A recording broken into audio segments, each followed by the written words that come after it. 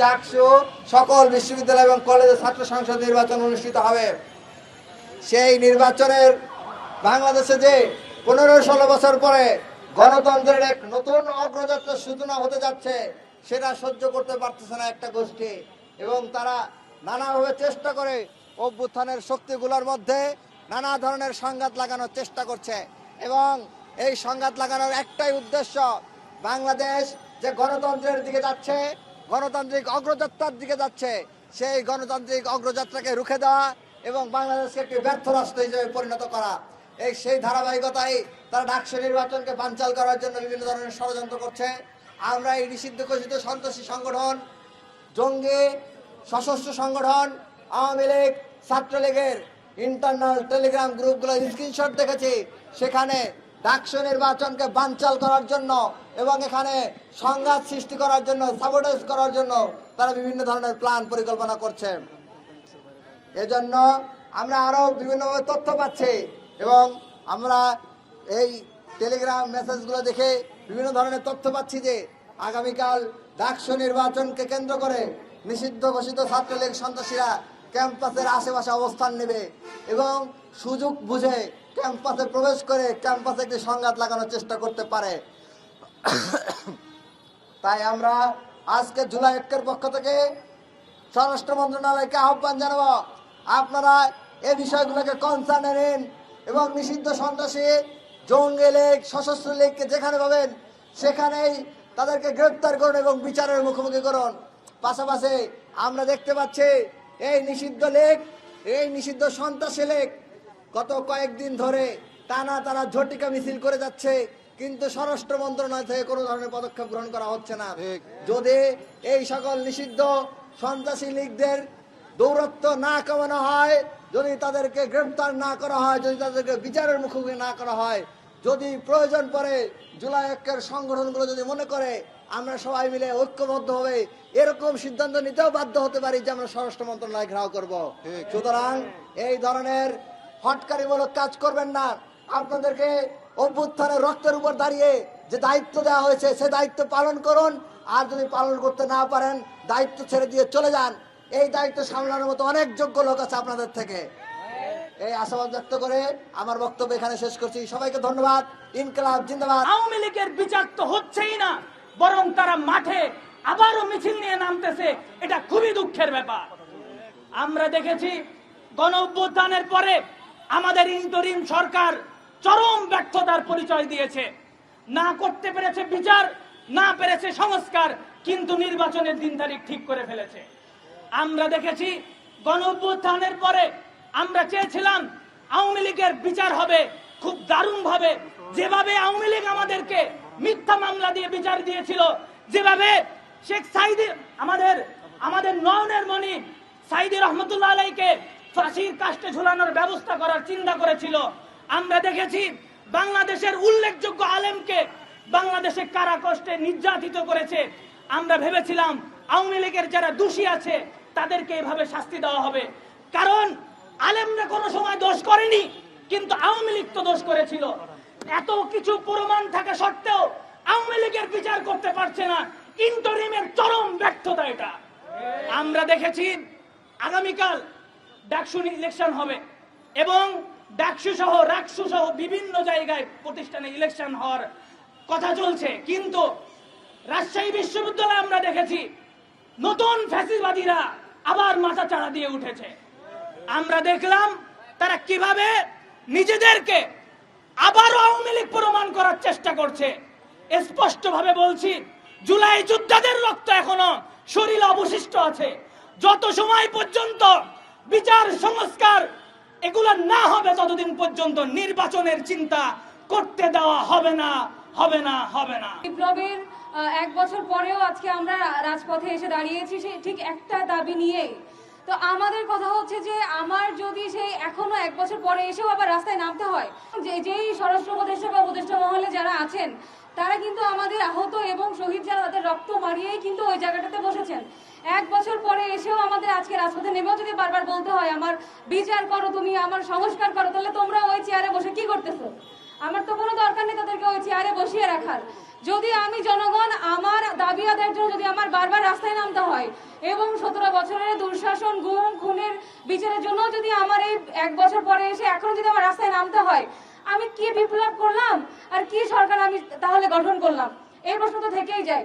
আপনারা দেখবেন যে জুলাই ঘোষণাপত্র লামসাম আকারে দিয়ে দিয়েছে, যেখানে আমার শাপলা নাই, যেখানে আমার পিলখানার বিচারের কার্যক্রম নাই, আমার এর আগে যতগুলো গুম খুন হয়েছে সেগুলোরও কিন্তু কোনো নথি সেখানে দেওয়া নাই।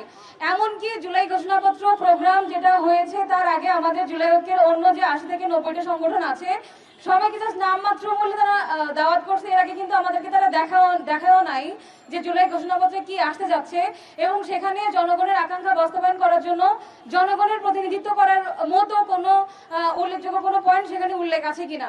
তো তারপর তো দেখতে পেয়েছেন যে আপনারা আমাদের কত সংগ্রামের পরে 1 বছর পরে এসে আমরা যখন আবার রাজপথে নেমেছি তখন তারা জুলাই ঘোষণাপত্র দিল। তো বারবার যদি আমাদের সাথে এরকম প্রদর্শন করা হয় এবং যারা ওখানে বসে আছেন মাননীয় স্বরাষ্ট্র উপদেষ্টা, প্রধান উপদেষ্টার বিশেষ সহকারী খোদা বক্স, আইন উপদেষ্টা আসিফ নজরুল, তারা যদি আমাদেরকে বারবারই রাস্তায় নেমে তাদের কাছে দাবি পৌঁছাতে হয়, কিসের জন্য তাহলে তারা বসে আছে রাস্তায়? আপনারা দেখবেন আমাদের ডাকসু আজ এত বছর পরে অনুষ্ঠিত হতে যাচ্ছে, এই ডাকসুকে ঘিরেও চলতেছে নানা ধরনের ষড়যন্ত্র। এক পক্ষ আর এক পক্ষকে কাদা ছোড়াছুড়ি করতেছে, সবই হচ্ছে। আমার কথা হচ্ছে যে আমার এখনো যদি রাজপথেই নামতে হয় তাহলে আমি আমার বিচার কবে পাবো?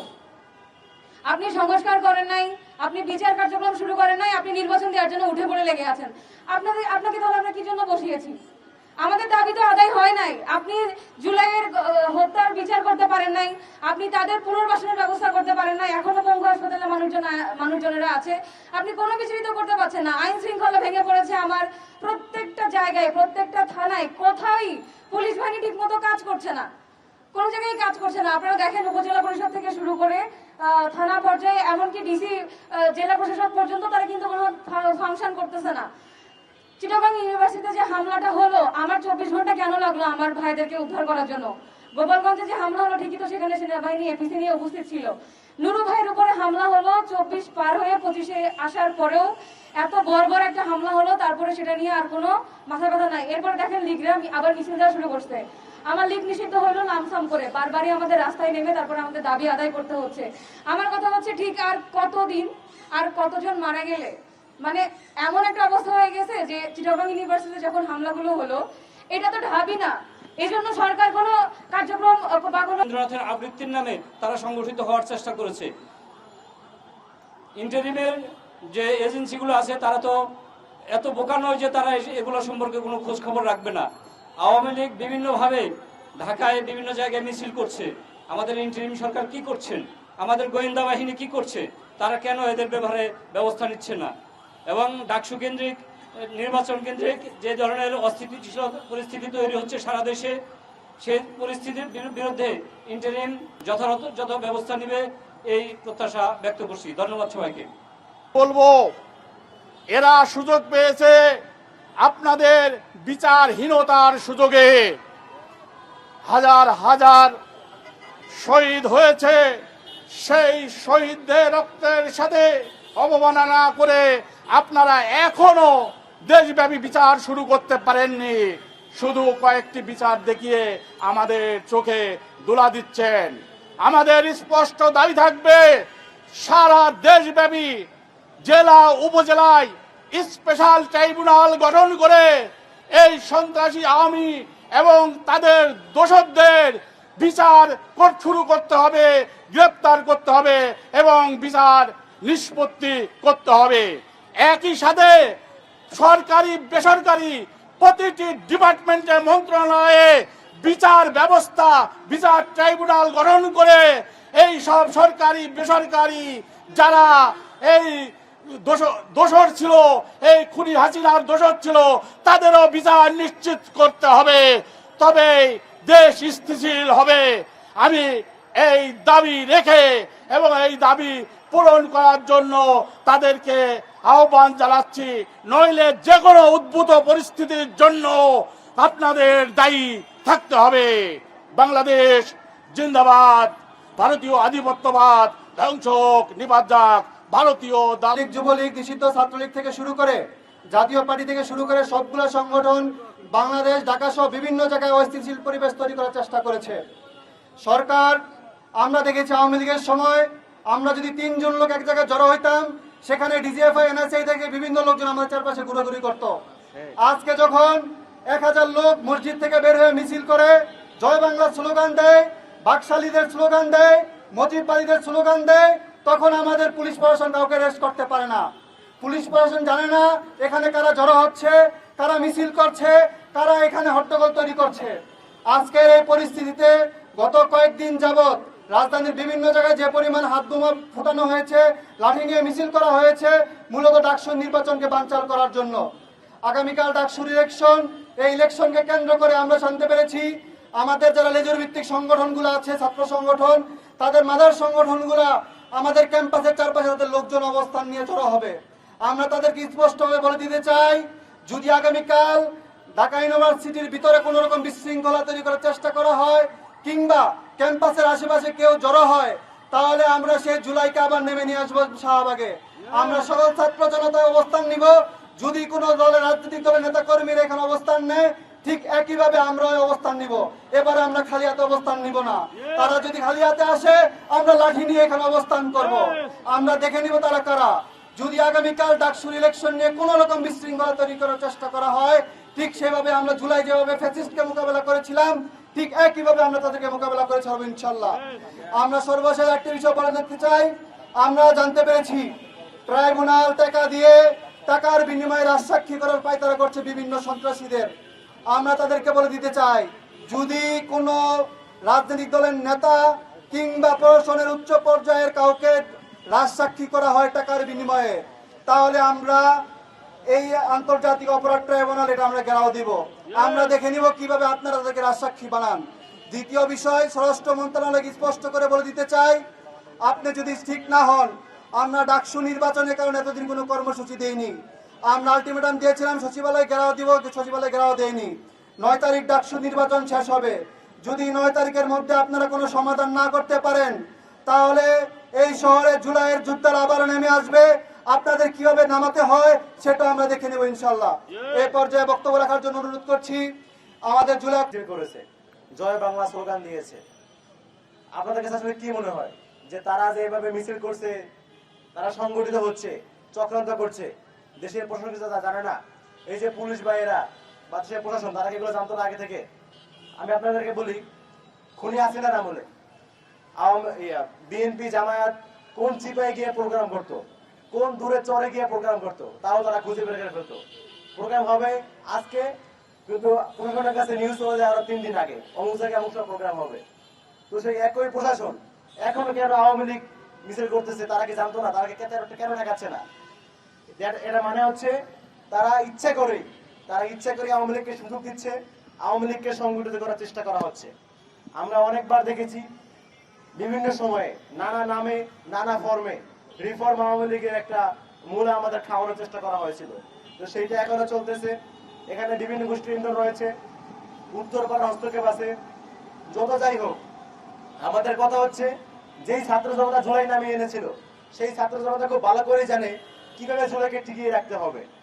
যে আওয়ামী লীগের কবর বাংলা মাটিতে রচিত হয়ে গিয়েছে, সে আওয়ামী লীগকে আর কোনোভাবেই বাংলা মাটিতে ফিরে আসতে দেওয়া হবে না।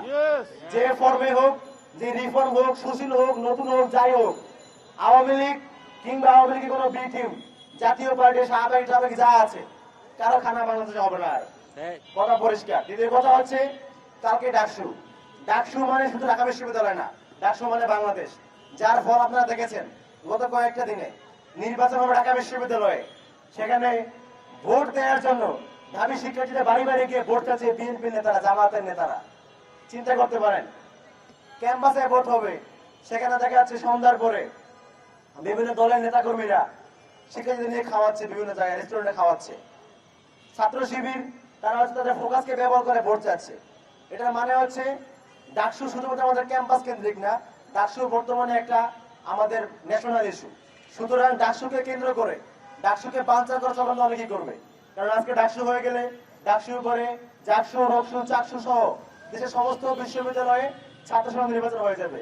এই নির্বাচন হয়ে গেলে আওয়ামী লীগ বা যারা পরবর্তী সময়ে আওয়ামী লীগের চরিত্রে আবর্তিত হতে চাইবে, তাদের সবার জন্য সমস্যা। আওয়ামী লীগ যেই কারণে আওয়ামী লীগ হয়েছে, আরো অনেকেই চায় আওয়ামী লীগ হওয়ার জন্য। আওয়ামী লীগের চরিত্র ধারণ করার জন্য। তো যারা সামনে চাইবে, যারা আওয়ামী লীগের মতো অত্যাচার হতে চাইবে, তাদের জন্য সবচেয়ে বড় সমস্যা এই ছাত্র সংসদ নির্বাচন। এই জন্য অনেকেই চায় না এটা হয়ে যাক। অনেকভাবে চক্রান্ত হচ্ছে, ডাকসু বানচাল চক্রান্ত এখনো হচ্ছে। এখনো পর্যন্ত আজকে কালকে নির্বাচন, আজকে আমাদের ক্যাম্পাসের মধ্যে এখনো বহিরাগতরা ঢুকতেছে, এখন অনেকে পাগল পাগল দেখা যাচ্ছে। তো সবকিছু মিলিয়ে আবার এখানে আওয়ামী লীগের একটা অংশ যারা কিনা হচ্ছে মানে প্রকাশ্যে না, মনে মনে আওয়ামী লীগ, মানে আওয়ামী লীগ আমরা বলতে পারি না, আওয়ামী লীগের এজেন্ডা সার্ভ করার জন্য আছে এখনো ভেতরে। এরকম সুশীল আওয়ামী লীগ ছাত্রলীগ কিন্তু ক্যাম্পাসে এখনো আছে। তো এই ভেতরের আওয়ামী লীগ এবং বাইরের লুকা গুপ্ত আওয়ামী লীগ, এই সবগুলো সমন্বয়ে চক্রান্ত করা হচ্ছে। আমরা তার বিরুদ্ধে অবস্থান নিচ্ছি এবং স্পষ্ট বলতে চাই, ডাকসু নির্বাচন বানচাল করার জন্য যারাই কাজ করবে তাদের বিরুদ্ধে জুলাই করে রুখে দাঁড়াবে। শুধুমাত্র ডাকসু না, ডাকসু, রাকসু, চকসু, জাকসু, সমস্ত দেশের সমস্ত শিক্ষা প্রতিষ্ঠানে ছাত্র সংসদ নির্বাচন যারাই বানচাল করে যাবে তাদের বিরুদ্ধে আমাদের লড়াই থাকবে। একই সাথে আওয়ামী লীগের সমস্ত কার্যক্রম নিতে জানাচ্ছি, তাদের যে ফিরিয়ানা চক্রান্ত হচ্ছে সেটার বিরুদ্ধে আমাদের লড়াই থাকবে। ডাকসু বানচাল চক্রান্ত হচ্ছে, তাদের বিরুদ্ধে আমাদের লড়াই থাকবে। ধন্যবাদ সবাইকে।